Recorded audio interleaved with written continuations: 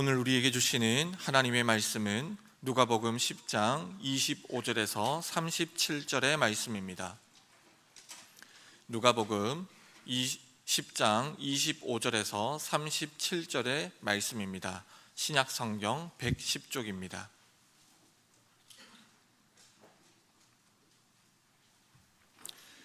누가복음 10장 25절에서 37절의 말씀을 제가 받들어 읽겠습니다. 어떤 율법 교사가 일어나 예수를 시험하여 이르되 선생님, 내가 무엇을 하여야 영생을 얻으리이까? 예수께서 이르시되 율법에 무엇이라 기록되었으며 내가 어떻게 읽느냐? 대답하여 이르되 내 마음을 다하며 목숨을 다하며 힘을 다하며 뜻을 다하여 주 너의 하나님을 사랑하고 또한 내 이웃을 내 자신같이 사랑하라 하였나이다. 예수께서 이르시되 내 대답이 옳도다. 이를 행하라. 그러면 살리라 하시니, 그 사람이 자기를 옳게 보이려고 예수께 여짜오되 그러면 내 이웃이 누구니이까? 예수께서 대답하여 이르시되 어떤 사람이 예루살렘에서 여리고로 내려가다가 강도를 만나매 강도들이 그 옷을 벗기고 때려 거의 죽은 것을 버리고 갔더라. 마침 한 제사장이 그 길로 내려가다가 그를 보고 피하여 지나가고 또 이와 같이 한 레위인도 그곳에 이르러 그를 보고 피하여 지나가되 어떤 사마리아 사람은 여행하는 중 거기 이르러 그를 보고 불쌍히 여겨 가까이 가서 기름과 포도주를 그 상처에 붓고 싸매고 자기 짐승에 태워 주막으로 데리고 가서 돌보아 주니라. 그 이튿날 그가 주막 주인에게 데나리온 2를 내어주며 이르되 이 사람을 돌보아 주라. 비용이 더 들면 내가 돌아올 때에 갚으리라 하였으니, 내 생각에는 이 세 사람 중에 누가 강도 만난 자의 이웃이 되겠느냐? 이르되 자비를 베푼 자니이다.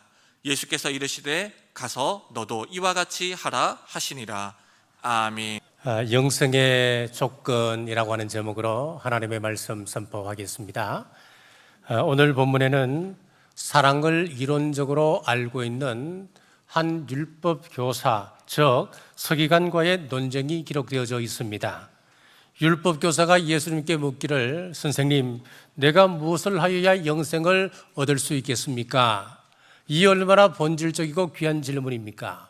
그런데 문제는 이 질문이 진리에 대한 갈구에서 온 질문이 아니었다고 하는 것입니다.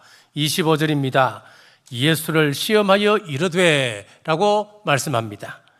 예수님께서 이 율법 교사의 의도를 파악하시고 26절에서 이렇게 말씀합니다. 예수께서 이르시되 율법에 무엇이라 기록되었으며 내가 어떻게 읽느냐? 27절입니다. 대답하여 이르되 내 마음을 다하며 목숨을 다하며 힘을 다하며 뜻을 다하여 주 너의 하나님을 사랑하고 또한 내 이웃을 내 자신같이 사랑하라 하였나이다.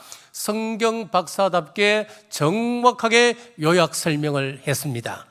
그때 예수님이 이 율법학자의 치명적인 약점을 아시고 말씀하십니다. 영생의 조건 첫째, 율법을 행해야 합니다. 28절 보겠습니다.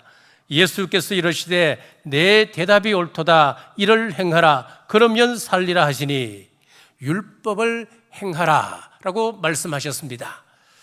신명기 10장 12절에서 13절에 보시면은 이스라엘아, 내 하나님 여호와께서 내게 요구하시는 것이 무엇이냐? 곧 내 하나님 여호와를 경외하며 그의 모든 도를 행하고 그를 사랑하며 마음을 다하고 뜻을 다하여 내 하나님 여호와를 섬기고 내가 오늘 내 행복을 위하여 내게 명하는 여호와의 명령과 규례를 지킬 것이 아니냐?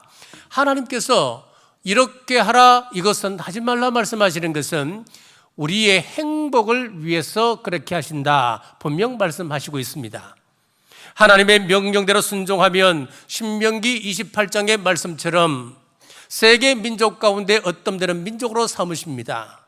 들어가도 복을 받게 하시고 성읍에서도 복을 받게 하시고 손으로 하는 모든 일이 복을 받게 하십니다. 들어와도 복을 받고 나가도 복을 받고 자손들이 복을 받고 소떼와 양떼가 복을 받습니다.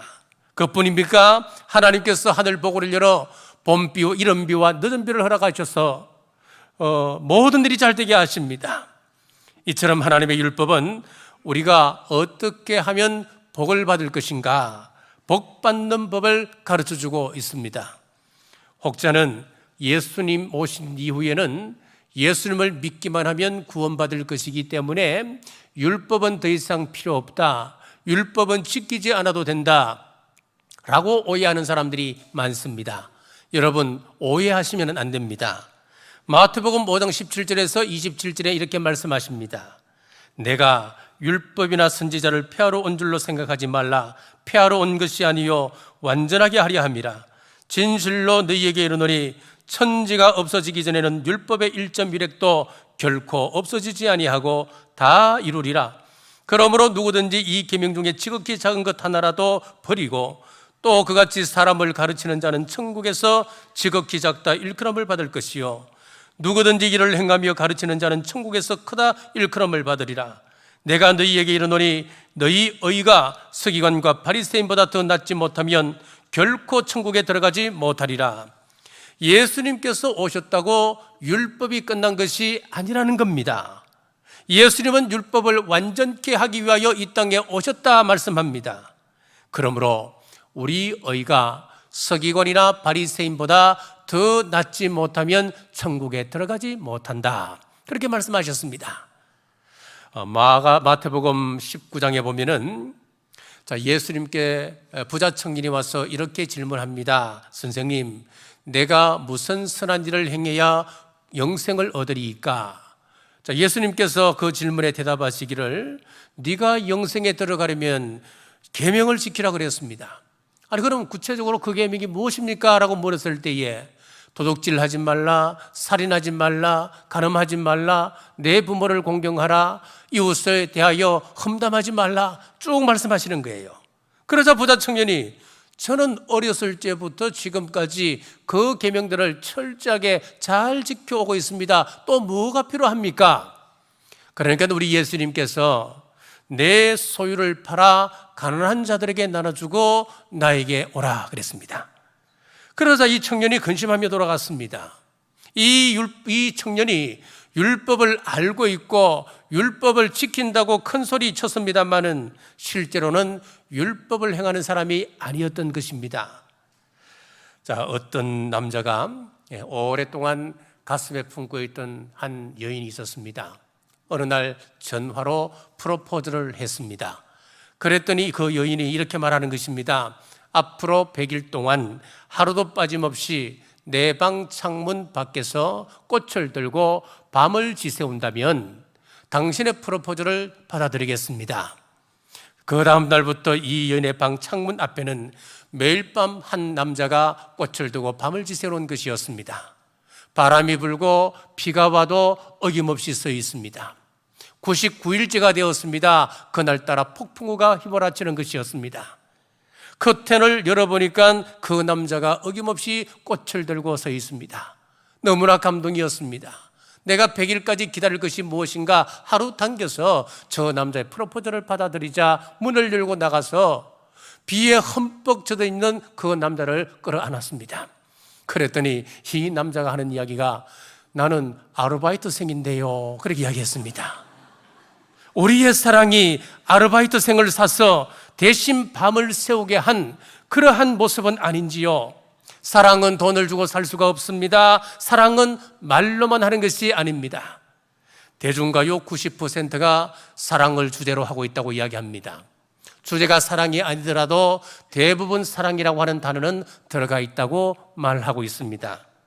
하다 이혼을 하면서도 사랑하기 때문에 이혼한다, 이런 이상한 이야기도 합니다. 어떻게 보면 우리는 사랑이라고 하는 단어 속에 우리는 살아가고 있습니다. 그런데 문제는 사랑을 말하는 것보다 사랑을 행하지는 않는다는 겁니다. 진정한 사랑은 이론이 아닙니다. 진정한 사랑이라고 하는 것은 행동이 수반되어야 합니다. 먼저 사랑을 받은 저와 여러분, 깨달은 만큼 사랑을 행하시길 주님의 이름으로 축복합니다. 영생의 조건 둘째, 불쌍히 여기는 마음이 있어야 합니다. 33절입니다. 어떤 사마리아 사람은 여행하는 중 거기 이르러 그를 보고 불쌍히 여겨. 여기서 불쌍히 여겨라고 하는 이 말씀을 적용적으로 보면 긍휼히 여긴다라고 하는 것입니다. 30절에 보시면은 어떤 사람이 예루살렘에서 여리고로 내려가다가 여기 어떤 사람은 누구일까요? 자, 예수님 당시 이스라엘은 크게 3등분 나누어져 있었습니다. 북쪽에 갈릴리 호수가 있는 갈릴리 지방, 그리고 바로 밑에 중간에 사마리아 지방, 그리고 남쪽에는 예루살렘과 여리고가 있는 유다 지방, 이렇게 3등분 되어 있었습니다. 그런데 문제는 가운데 사마리아 지방은 이스라엘이 멸망당한 후에 아수르가 여기에 이민족을 이주시켰습니다. 그래서 이스라엘 사람과 이교도 사이에 혼합이 일어났어요. 혼절족이 나오게 된 것입니다. 그러니까 이스라엘 사람들은 사마리아 사람을 이스라엘 사람으로 인정하지 아니하고 그들을 개처럼 취급했습니다. 사람뿐만 아니고 그들이 살고 있는 사마리아 땅 또한 밟기조차 싫어했습니다. 그래서 어떻게 하느냐 하면은 남쪽에서 북쪽 갈릴리 지방으로 가려면은 가운데 사마리아 땅을 지나면 쉽게 갈 수 있지만은 그 땅을 밟기 싫어하니까 둘러서 가는 겁니다. 자, 예를 들어 예루살렘에서 북쪽으로 가려면 어떻게 하느냐? 자, 여리고는 해면보다 아래에 있는 250m 아래에 있는 곳입니다. 예루살렘은 해발 762m에 되는 고원입니다. 그리고 거리는 약 한 35km 정도가 됩니다. 자, 그쪽으로 쭉 내려가서 요단강을 건너서 다시 북쪽으로 올라가면 데가볼리 지역이 나오고 데가볼리 지역을 지나서 다시 서쪽으로 해서 갈릴리로 들어가는 거예요. 얼마나 긴 길입니까? 그런데 그 길이 쉬운 길이 아니었다는 것입니다. 35km 정도가 되는 거리인데 등고차가 굉장히 큽니다. 그러니까 계곡이 깊고 험하고 그리고 이 모퉁이를 돌았으면은 길이 꼬불꼬불해서 사람이 보이지가 않는 거예요. 그리고 그 길은 바위 동굴이 많아서 강도가 많이 출몰하는 지역이었습니다. 그리고 이 역사 기록을 보면은 워낙 강도가 많으니까 로마 군대에서는 여기에 있는 강도들을 잡기 위한 특별 부대가 편성될 정도로 여기는 강도 출몰이 심한 곳이었다고 하는 것입니다. 자, 이런 배경을 보면은 오늘 본문 30절에 나오는 어떤 사람이라고 하는 것은 분명히 유대인입니다. 그가 이곳에서 강도를 만났습니다. 가진 것 다 빼앗기고 몹시 맞아 초죽음이 되었습니다. 먼저 그 옆을 제사장이 지나갑니다. 마침 제사 집례를 마치고 여리고로 돌아가는 길이었습니다. 여리고에서 예루살렘 거리는 35km라 그랬으니까 크게 멀지 않는 곳입니다. 당시 여리고에는 제사장과 레위인들이 많이 살고 있었다라고 기록에 남아 있습니다. 왜 제사장이 그냥 지나쳤을까요? 나름 이유가 있었습니다. 제사장이 성전 복무를 할 때에 지켜야 할 규례 때문이었습니다. 제사장이 시체를 만지게 되면은 일정 기간이 지나가기까지 성물을 감당할 수가 없게 되어 있습니다. 그를 도울 것인가 아니면 지나칠 것인가, 이것은 제사장에게 있어서 실존적인 문제였습니다. 그렇다고 그냥 지나가자니 양심의 방망이가 가슴을 칩니다. 혹시 살았는지 죽었는지 내가 확인하러 갔다가 살아있으면 다행인데 그가 죽어있는 시체라고 한다면 제사장 직무를 감당치 못하는 큰 불경이 아니겠습니까? 자, 그러면 만약 살아있다면 다른 사람이 어떻게 도와주겠지? 짧은 시간 수많은 갈등 끝에 강도 만난 사람은 피하는 쪽으로 선택하고 지나갑니다. 다음에는 성전에서 봉사하는 레위 사람이 그곳을 지나가게 되었습니다. 그 역시도 율법에 기록된 모든 규례를 알고 있고 또 그것을 지키기 위하여 힘쓰는 사람이었습니다. 하나님의 사랑도 알고 있고 이웃을 내 몸과 같이 사랑하라고 하는 규정도 잘 배운 사람이었습니다. 그런데 강도를 만난 그 위치가 매우 위험한 지역이라는 겁니다. 이런 곳에서 우물쭈물 하다가는 나도 언제 강도를 만날지 모르지 급히 지나가고 말았습니다. 세 번째 등장한 사마리아 사람은 앞서 지나간 두 사람과 달랐습니다. 분명 강도 만난 유대인이었습니다. 사마리아인 입장에서 보면 자기들을 인간 취급하지 않는 아주 기분 나쁜 사람입니다. 따라서 이 사마리아인은 제사장과 레위인보다 더 당당하게 그 자리를 지나칠 수 있는 사람이었습니다. 그러나 본문에 나오는 사마리아인은 강도 만나 죽어가고 있는 유대인을 보고 33절에 보십시오. 그를 보고 불쌍히 여겼다 그랬습니다. 자, 불쌍히 여긴다라고 하는 이 단어를 원문에서 보면은 서플랑크 니존마이라고 하는 단어를 씁니다. 헬라인들은 우리 감정이 어디 들어있느냐, 우리의 심장 아니면 간에 들어있다라고 생각을 했습니다. 그래서 서플랑크 니존마이라고 하는 이 단어는 어떤 의미냐면 내장이 끊어질 것과 같은 그런 아픔을 가지고 바라보는 마음, 그런 뜻이에요. 이 단어는 다른 복음서에서도 등장합니다. 마태복음 6장 36절에 보시면은 무리를 보시고 불쌍히 여기시니 이는 그들이 목자 없는 양과 같이 고생하며 기진함이라. 여기서 예수님께서 우리 인간을 바라보시며 불쌍히 여기셨다. 이 단어가 서플랑크 니존마이입니다. 예수님께서 우리를 불쌍히 여기셨기 때문에 우리를 도우시는 것입니다. 마태복음 14장 14절에도 주님께서 나오사 큰 무리를 보시고 불쌍히 여기사 그 중에 있는 병자를 고쳐주시니라. 불쌍히 여기셨으니까 병자를 고치시는 것입니다. 물고기 2마리로 5병 이하의 물고기 2마리와 보리떡 5개로 백성들을 먹이신 이유가 어디 있었느냐? 불쌍히 여기는 마음이 있었기 때문에 그렇다는 겁니다. 마태복음 20장 34절에도 예수께서 불쌍히 여기사 그들의 눈을 만지시니 곧 보게 되어 그들이 예수를 따르니라. 소경들이 우리를 불쌍히 여기소서 할 때에 예수님께서 불쌍히 여기시는 마음으로 소경의 눈을 뜨게 해주셨습니다. 자, 누가복음 1장 78절에 우리가 구원받은 것도 마찬가지입니다. 이는 우리 하나님의 긍휼로 인함이라. 하나님께서 우리를 긍휼히 여기지 않으셨다면, 우리를 불쌍히 여기지 않으셨다면 우리를 구원하실 이유가 없는 것입니다. 오늘 보면 사마리아인도 불쌍히 여기는 마음으로 강도 만나 초조금이 된 그 사람에게 응급처치해주고 자신의 짐승에 태워 여관으로 데려갑니다. 자, 여기 짐승이라고 하는 것은 일반적으로 이스라엘 사람들이 타는 당나귀를 이야기합니다. 뜨거운 광야에서 자신의 당나귀에 초죽음이 된 그 사람을 태우고 자신은 그 험한 길을 터덜터덜 내려 주막으로 가는 것입니다. 여기 사마리아인은 우리 예수님의 모습을 상징합니다. 강도 만나 초죽음이 된 사람을 살리기 위하여 자신의 나귀를 내어준 것처럼 우리 예수님은 마귀에게 사로잡혀 초죽음 된 저와 여러분을 살리기 위하여 하늘 보자 버리시고 낮고 천한 이 땅에 내려오셔서 자신의 몸을 값으로 지불하셨습니다. 서플랑크 니존마이는 우리 주님의 마음입니다. 우리 주님의 이 긍휼히 여기는 마음, 우리가 본받고 우리도 긍휼히 여기는 마음을 가지시길 주님의 이름으로 축복합니다. 영생의 조건 셋째는 순종의 삶을 살아야 합니다.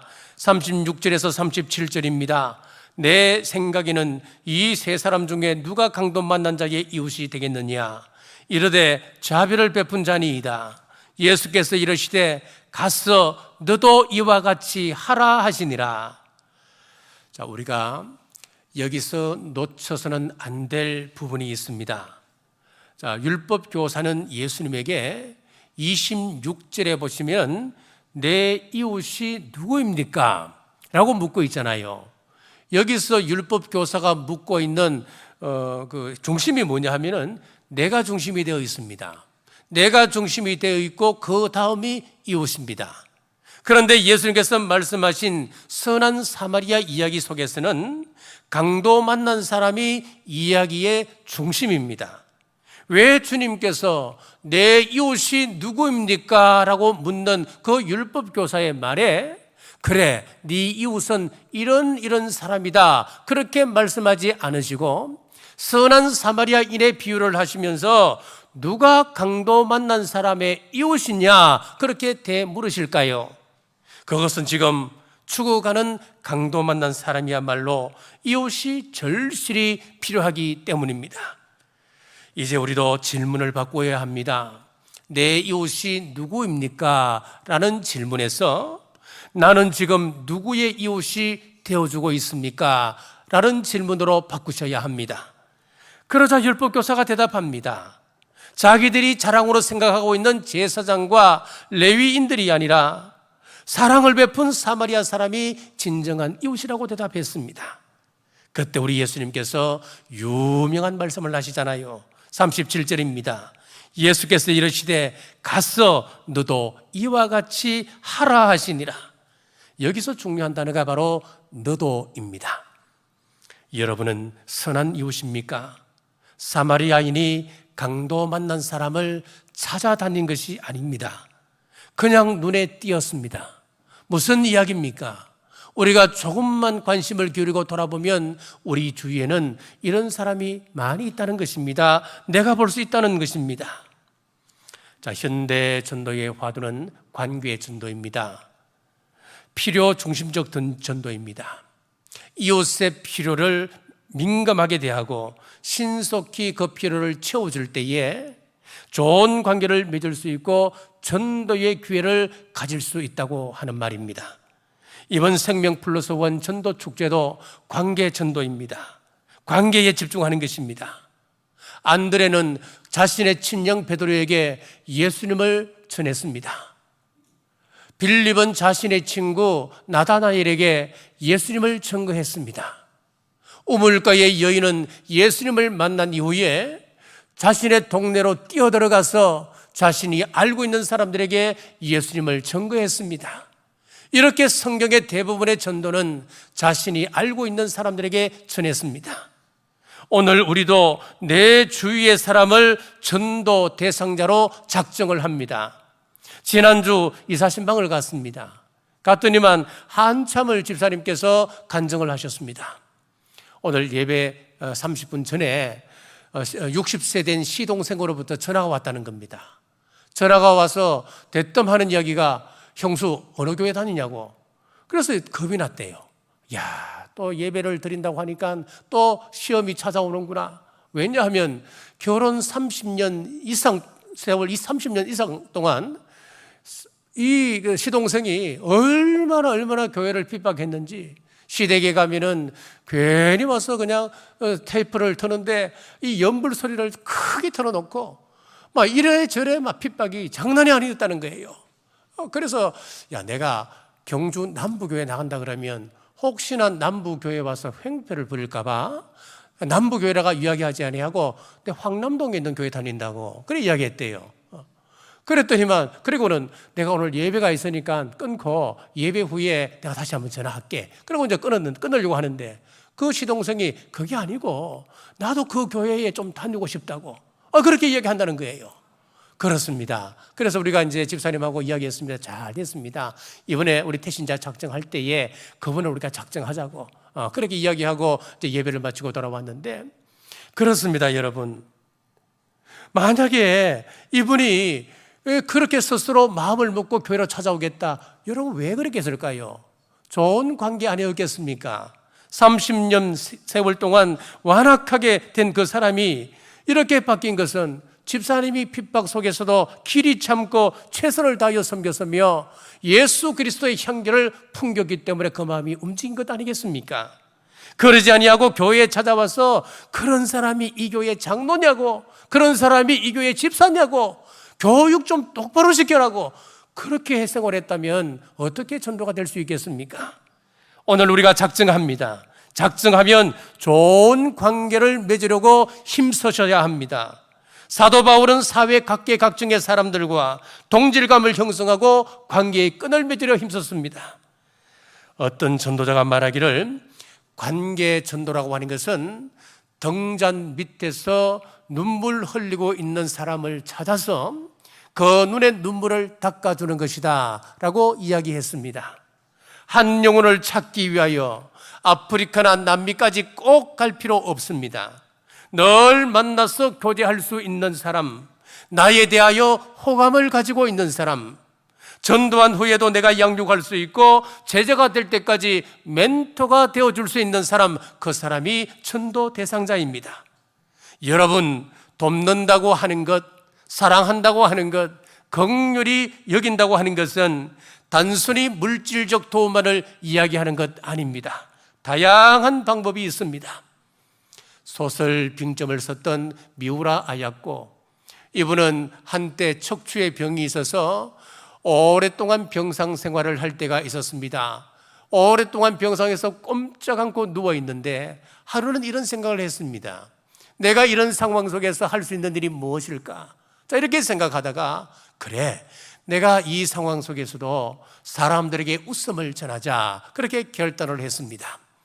자, 그 다음 날부터 의사가 들어오면 환하게 웃었습니다. 간호사가 들어와도 또 웃었습니다. 옆에 있는 다른 환자들에게도 미소를 띄웠습니다. 어느 날 하루 다른 환자가 이야기합니다. 당신은 척추의 병이 들어 꼼짝 못하고 누워있는데, 고통받고 있는데 그렇게 즐거웠냐고, 웃음이 나오냐고. 그랬더니 미우라 아야코가 나는 예수님으로 인하여 행복합니다. 나는 예수님을 생각하면 너무너무 행복합니다. 회고하기를 자신이 병상에서 전도한 수가 태어나고 난 이후에 한 그 전도보다 훨씬 많았다, 그렇게 이야기합니다. 그렇습니다. 따스한 미소만으로도 그 사람의 이웃이 될 수 있습니다. 내가 그 사람의 이웃 되기를 작정하는 우리 남북의 모든 성도들 되시길 주님의 이름으로 축복합니다. 말씀을 맺겠습니다. 어떤 화가가 복음을 잘 표현한 그림을 그렸습니다. 폭풍우가 몰아치는 바다에, 침몰한 바다에서 한 선원이 941생 살아서 큰 바위를 양손으로 부여잡고 있는 그림이었습니다.